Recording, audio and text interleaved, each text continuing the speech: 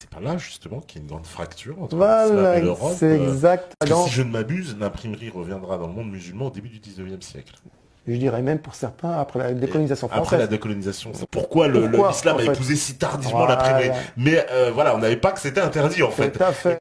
1515, décret ottoman du sultan Sélim Ier, qui est né en 1470, mort en 1520, qui instaure la peine de mort à toute personne, c'est-à-dire musulman ou autre, qui s'informerait d'une imprimerie, qui en installerait une dans les territoires musulmans ou qui en utiliserait une pour imprimer les livres.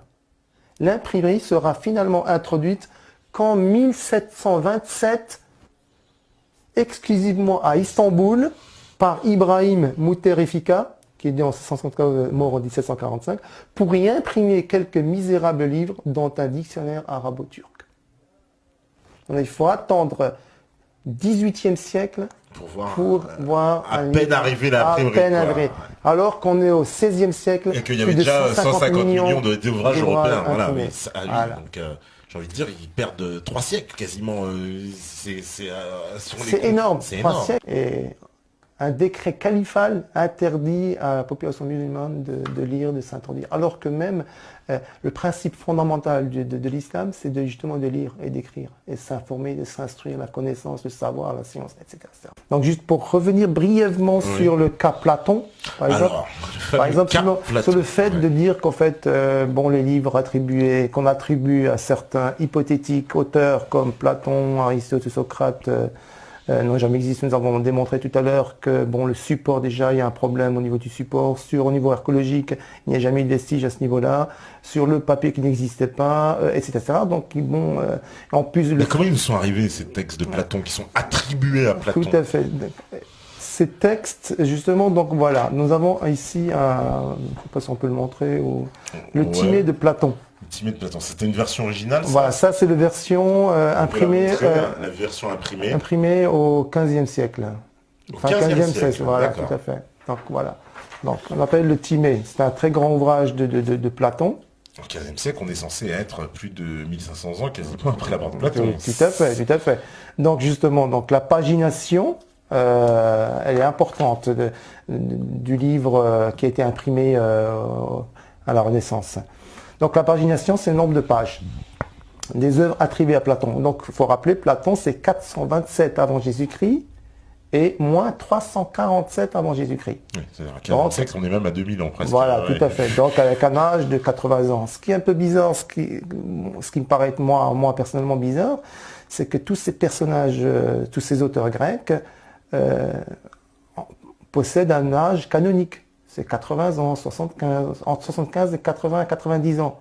Bon, quand on voit l'espérance de vie de l'époque de l'Antiquité qui était au maximum de 35 ans, ça paraît un petit peu bizarre, quoi. Mais disons, il y a une question fondamentale qui se pose à propos de les ouvrages de Platon, par exemple. Sur quel support Platon a-t-il écrit ses œuvres? Parce qu'il n'y a pas que le Timée, il y a encore d'autres. Deuxième question, où sont ses œuvres? C'est-à-dire ceux du IVe siècle? Pas celui du 15e ou du 16e, du 4e siècle. Et une autre question encore plus fondamentale, l'archéologie a-t-elle déterré ou révélé un quelconque vestige ou indice qui laisse à présumer un quelconque écrit de Platon? La question est posée, aucune réponse de l'archéologie. On n'a jamais retrouvé, donc là tu me dis, on n'a jamais retrouvé un vestige. Donc il n'existe pas en fait de texte original de Platon. Absolument on n'a que pas. ces versions à partir du 15e siècle tout à fait. qui imprimé, nous ont imprimé et qu'on nous dit c'est du Platon. Voilà, c'est du Platon. Donc voilà. Donc les œuvres de Platon, il y a toute une flopée. Par exemple, j'ai calculé toutes les œuvres attribuées à Platon. On arrive à une pagination de 1700 pages pour une taille du livre qui fait 10,5 x 17. C'est ça, quoi. Voilà. Sur quel support a-t-il écrit 1500? Nous, on parle de 1500 pages, nos pages actuelles, quoi. C'est-à-dire qu'on aurait dû en retrouver au moins un, même si on ne les retrouve pas toutes, mais on aurait retrouvé au moins... Déjà ça. Deuxièmement, quantité incroyable. Là, on parle de 1700 pages, nos textes actuels. À l'époque, sur quel support aurait-il pu écrire? Ce ne sera peut-être pas du 1700 pages. Si on pouvait le mettre sur un support comme le cuivre, ou le parchemin, ou la tablette en gypse, c'est impossible, c'est des containers, c'est des camions énormes qu'on devrait remplir pour remplir voilà. 1700, Donc il y a un problème quelque part, quoi. Voilà. Donc bon, maintenant je voudrais bien aborder, c'est le fait de cette histoire réelle de l'apparition des sciences et des techniques. À l'époque, au XIe siècle, il y a la naissance de la politique de la contre-culture. Mon cher Patrick, à un moment de l'apparition de l'islam, 7e siècle, 8e siècle, colonisation, conquête du monde espagnol, 805, Abdelrahman II, donc conquérir l'Espagne. Donc l'Église se trouve en face d'un ennemi qu'il faut absolument abattre. L'islam est à abattre. Ça, c'est la priorité. Je ne parle pas des croisades 1090, Urbain II, qui commençait à fomenter des troupes pour essayer d'aller combattre en Palestine. Mais ici, j'aimerais bien te lire un texte qui est vraiment la naissance même de cette haine viscérale de l'Église, du christianisme vis-à-vis de l'islam. L'abbé de Cluny. Ah, un personnage très important. Très important. Parce que c'est l'homme qui a traduit l'essentiel des ouvrages du latin à l'arabe, enfin de l'arabe au latin. D'ailleurs, il semble, alors tu vas nous confirmer juste en préambule, que le mot traduction vient à la base, quand on appelait faire une traduction, c'était traduire de l'arabe au latin. Et ensuite, c'est un terme qu'on a étendu à toutes les traductions. Donc là, je vais juste lire une petite... Bon, c'est un petit texte, mais qui en dit long sur cette naissance de cette politique de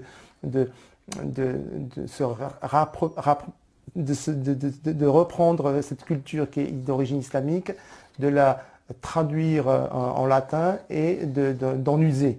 Donc c'est une politique de contre-culture. Donc l'abbé de Cluny, Pierre le Vénérable, donc il est né en 1092, mort en 1156, déclare, c'est lui qui parle, qu'on donne à l'erreur mahométane le nom honteux d'hérésie ou celui infâme de paganisme.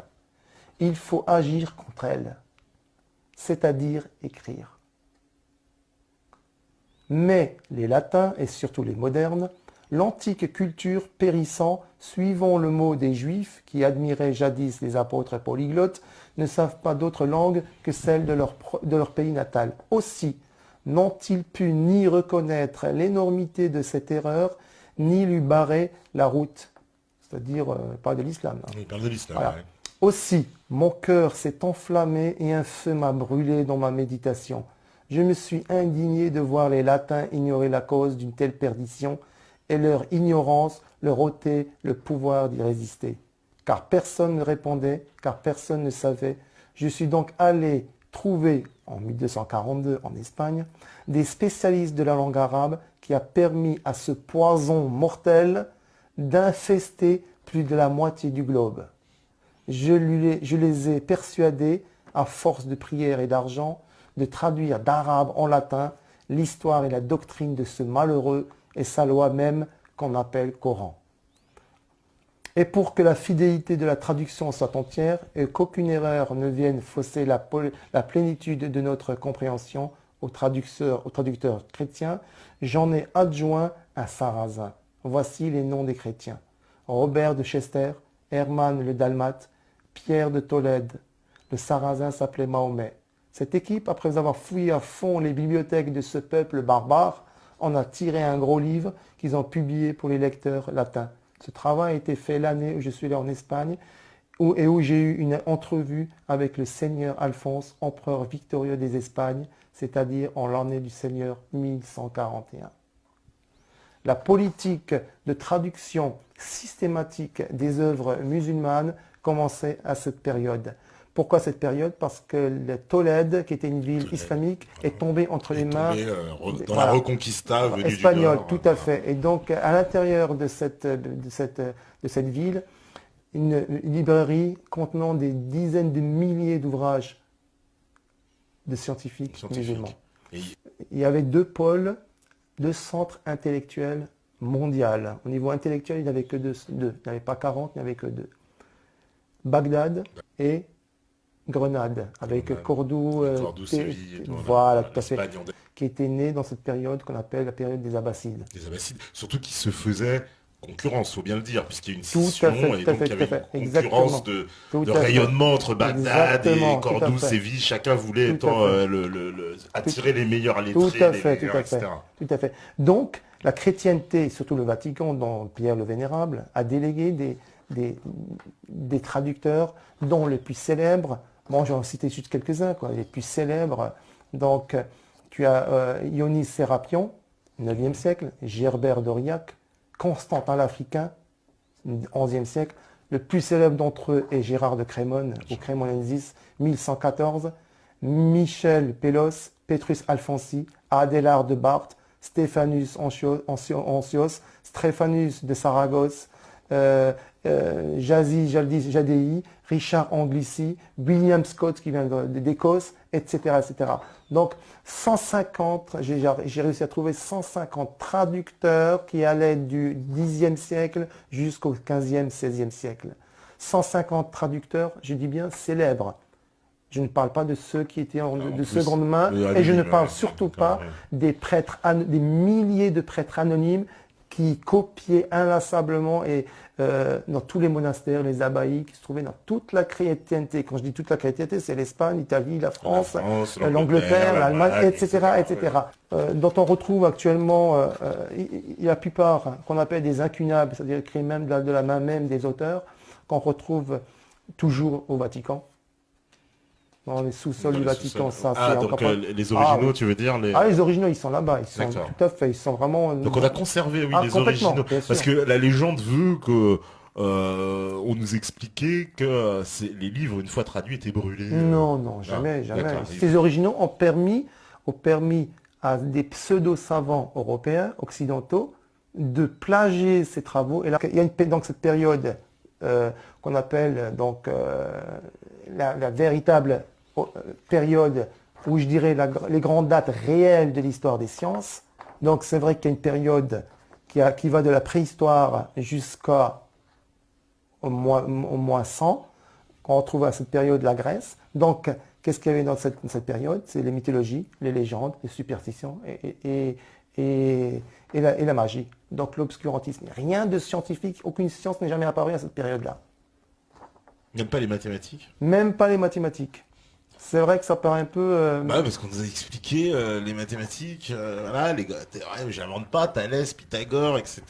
Et j'en passe. Tout à fait. Donc ces personnages que tu viens de citer ont été créés par les humanistes pendant la Renaissance. Donc, période européenne, c'est quoi? C'est de l'Antiquité jusqu'au bas et au Moyen-Âge. Donc surtout avant l'arrivée de l'islam. Mythologie, superstition, légende, partagée comme toutes les autres cultures, comme toutes les autres sociétés. Je ne vois pas de différence entre la société grecque et celle de la Perse ou celle de l'Égypte ou de la Phénicie. Voilà, c'est la mythologie, voilà, la superstition, donc l'occultisme, voilà, donc c'est ça le trait de caractère de ces sociétés. L'islam, 7e siècle, 8e siècle apparaît, la naissance des sciences. Pourquoi? Parce que les religions basaient leur pouvoir sur quoi? Sur l'ignorance des gens, sur l'obscurantisme. Ils contrôlaient les gens comme ça. Donc, toutes ces religions étaient la base fondamentale de l'homme avant l'arrivée de l'islam. L'islam, c'est pour ça que la plupart des gens ne connaissent pas l'islam. Qu'est-ce que l'islam? Bon, pour eux, c'est une religion comme tous les autres. Non, c'est pas une religion comme tous les autres, c'est un mode de vie. Donc, pour évincer toutes les autres religions, il fallait qu'il y ait une autre religion. Qui est capable de détruire d'autres religions? Au niveau mental, au niveau psychique, c'est quoi? Une religion beaucoup plus puissante que les autres. Tout à fait. Et c'est pas une idéologie ou une philosophie qui va détruire la mythologie grecque. Ça, c'est impossible, quoi. Donc, dans cette période, l'islam est arrivé à détruire. À la place de la peur, de l'ignorance et de la terreur, elle a mis au point la connaissance, le savoir, l'alphabétisme, etc., etc. Donc, c'est une religion qui demande aux personnes qu'à étudier, qu'à connaître. Donc, on voit apparaître à partir justement de ce 8e siècle, tous les grands mathématiciens, je peux t'en citer quelques-uns, tu dois les connaître, Al-Khwarizmi, Jabir al-Riel, voilà, Abu Kamil, etc., etc. Ensuite, on pourra tout à l'heure parler de comment les sciences sont apparues à cette période. Comment et pourquoi.